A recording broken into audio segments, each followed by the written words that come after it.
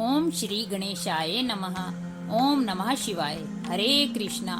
कान्हा जी की कृपा से आप सभी भक्तों का दिन शुभ और मंगलमय हो। आइए आज सुनते हैं माघ मास मातम्य की 15वें अध्याय की कथा। ये कथाएं सुनने से हमारे जन्मों के पाप नष्ट हो जाते हैं और इनके सुनने से मन में आध्यात्मिक विकास होता है। और जहाँ अनेक युगों में मोक्ष की प्राप्ति के लिए बड़ी मेहनत करनी पड़ती है, वहीं कलयुग में केवल नाम जप करने से ही मुक्ति मिल जाती है। तो आइए भगवान श्री गणेश का ध्यान करते हुए कथा प्रारंभ करते हैं। 15वां अध्याय। दत्तात्रेय जी कहने लगे कि हे राजन, प्रजापति ने पापों के नाश के लिए प्रयाग तीर्थ की रचना की है। सफेद गंगा जी और काली यमुना जी के जल की धारा में स्नान का महात्म्य भली प्रकार सुनो। जो इस संगम में माघ मास में स्नान करता है वह गर्भ योनि में नहीं आता। माघ मास में प्रयाग में स्नान करने से मनुष्य अच्छे भोगों को भोग कर ब्रह्म को प्राप्त होता है। माघ मास तथा मकर के सूर्य में जो प्रयाग में स्नान करता है उसके पुण्यों की गिनती चित्रगुप्त भी नहीं कर सकते। 100 वर्ष तक निराहार रहकर जो पुण्य प्राप्त होता है वही फल माघ मास में 3 प्रयाग में स्नान करने से होता है।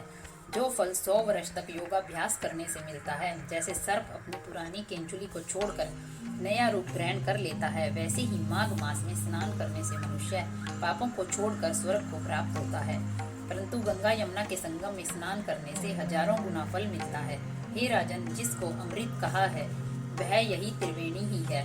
ब्रह्मा, शिव, रुद्र, आदित्य, मरुत गण, गंधर्व, लोकपाल, यक्ष, गुह्यक, किन्नर, अणिमा आदि गुणों से सिद्ध तत्वज्ञानी ब्राह्मणी, पार्वती, लक्ष्मी, शची, नैना, दीति, अदिति, संपूर्ण देव पत्नियां तथा नागों की स्त्रियां, घृताची, मेनका, उर्वशी, रंभा, तिलोत्तमा, अप्सरा गण और सब पितर मनुष्य गण, कलयुग में गुप्त और सतयुग में प्रत्यक्ष सब देवता माघ मास में स्नान करने के लिए आते हैं।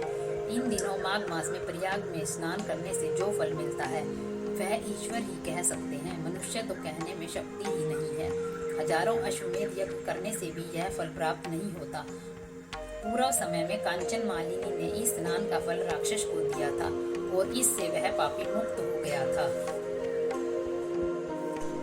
जो माघ मास में अपने गुरुदेव का पूजन करते हैं उन्हें पूरे मास स्नान करने जितना फल मिलता है, ऐसा ब्रह्म पुराण में लिखा गया है।